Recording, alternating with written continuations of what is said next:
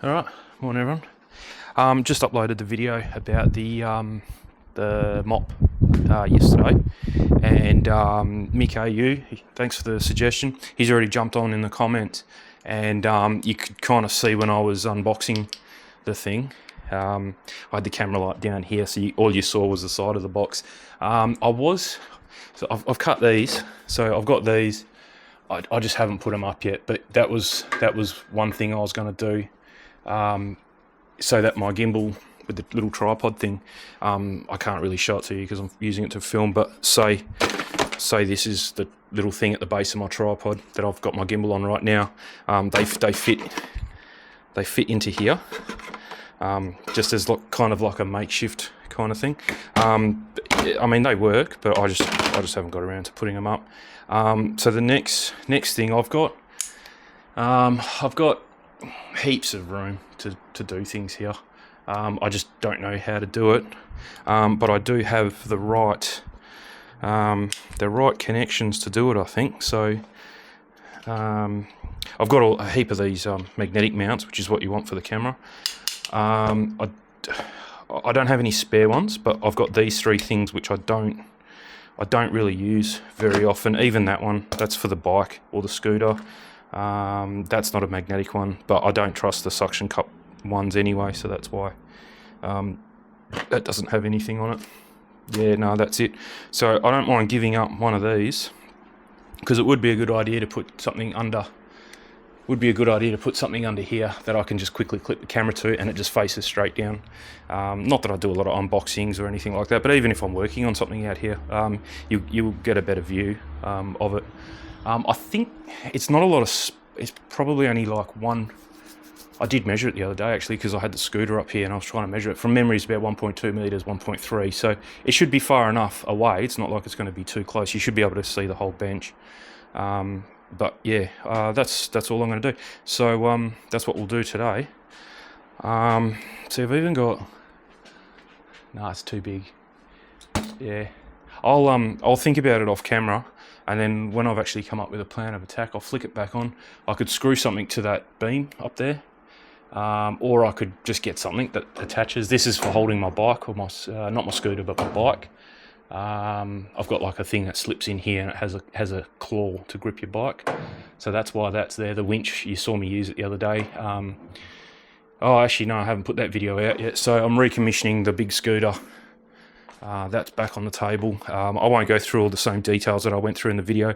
The video's not out yet. I ended up having to get new brake pads for it.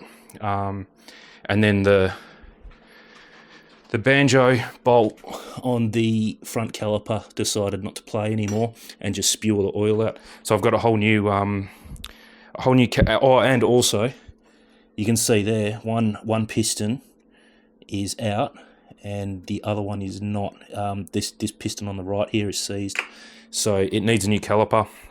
The thing's been sitting for almost 3 years without use because these are illegal over here in WA. So yeah, haven't used it for ages. And then when you go and press the brakes, it just yeah. The back one's fine. I put new pads in the back, and nothing.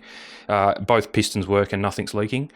Went to do the front and it all fell to pieces. So I've ordered off AliExpress a whole new caliper and hose, because then that way you get, because I don't know if the problem's in the caliper or in the banjo, so I just bought both. It was only a few bob extra, and you get the hose that connects back up to your handlebars here. So we'll do that, and then after that I'll give it a clean down, yeah, and do that. So that one just got a bit of a birthday as well. Yeah, so I'm still planning on doing the run with the drone to go and check out the bushfire. That happened about a week ago. So yeah, that's still on the cards. I'm just waiting for the temperature to calm down a bit because it's just way too hot at the moment. Today's not bad. You can see it's a bit cloudy actually. It's come up. The clouds have come up. But it's still pretty warm. It's like 20, 28, I think. Oh, that only says 25. Yeah, okay. It feels a lot warmer than that. It's just, it is pretty humid too. Just since these clouds have come over, so the temperature's dropped, but the humidity's gone up. Panel beater just got in contact with me. So today is day 8 since we haven't had the little i20. Today's when? Yeah. So day 8. I just offered, because I helped him. I was there when he took the boot off the car. You need 2 people to do it. He just sent me some photos just now of the car. Pretty much everything's painted, but the boot is not back on the car yet. He did it at 1 o'clock. He just told me 1 o'clock in the morning last night, or this morning, and he's not even at work yet. So he must have had a big one. But he said, yeah, that'll be great, but he's not ready to do it yet. He still has to bake it. It's just been sitting in the booth by the sounds of it. So he's. I said, just give me a bell, give me half an hour warning, and I'll zip over there. It won't take me long to get there. I said just not between 3 or 4, because I've got to go and pick the missus up from the train station. So hopefully that fits in with his schedule, and we're good to go. And then by the sounds of it, he's going to be working again a late one into the morning, and hopefully we can pick it up tomorrow, because I'm getting really sick of driving her to the train station and back. It's about a 45, depending on traffic. It's not that far, but it's about a 45-minute round trip for me to go there, drop her off, and come back. Yesterday morning it was an hour, just because of the traffic. So it's a bit difficult. And then I've got to go in the afternoon, pick her up, come back. She said she'd take the bus, but I said no, it's all right. It's not like I'm doing anything. I can run her there. It's no dramas. My work's pretty flexible, so I just drop her off and then go, and then I'm normally knocked off by the time she's at the train station and go straight back. So it's okay. It's just getting a bit long in the tooth. That's all.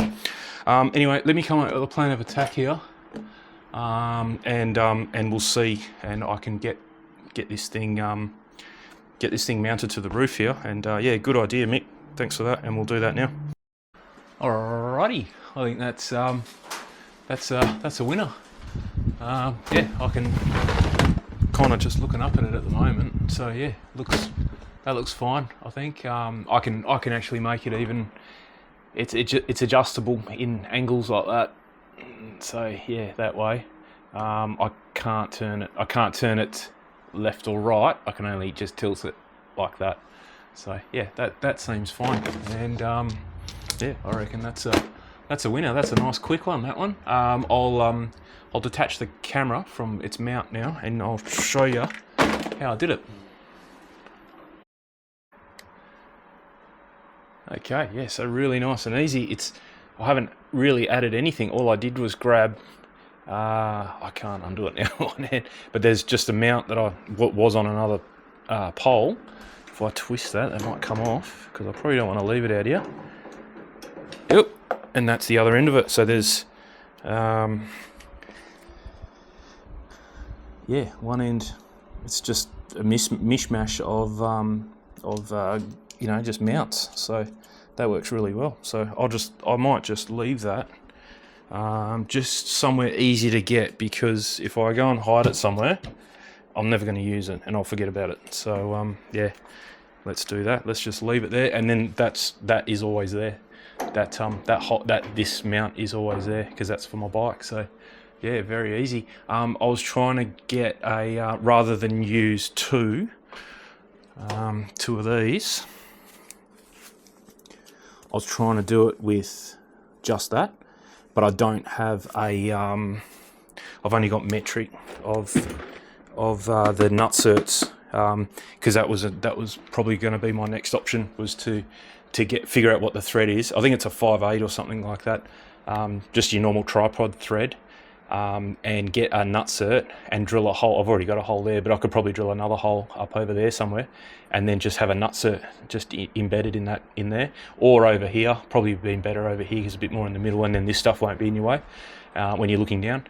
And then just screw that in there, and then it could probably stay up there. But yeah, I don't have a nutsert. I don't have an imperial nutsert. I don't even have a bolt, otherwise I wouldn't be using this. I'd just use a bolt. But yeah, is what it is. Quick little job, leave that there for next time, and we're good. So yeah, easy as. Anyway, I think that's it. I'm gonna have to head off pretty soon, and be a taxi for a little while. He hasn't called, the panel beater hasn't actually called me just yet. So he's probably gonna want me over there like dinner time or something like that, I'd say. But anyway, thanks for the help. Thanks for the suggestion, Mick. That was a good one. So yeah, we'll use that. Yeah, definitely use that. I don't know what's coming next, but yeah, that'll be a good one for any project, anything happening out here. That'll be a good top-down view. That'll be really good. I'm just going to make sure that it's not. It doesn't matter because I can always 360 it or 180 it. But the writing on the screen, you know, your battery percentage and things like that, it was all upside down. So I'm not sure if it's going to record upside down or it's the right way. I'm not exactly sure. So either way, it's not a big issue. I can always flip it in the editor. So not a big deal. But anyway, all good. All right, see you in the next one. Catch you later.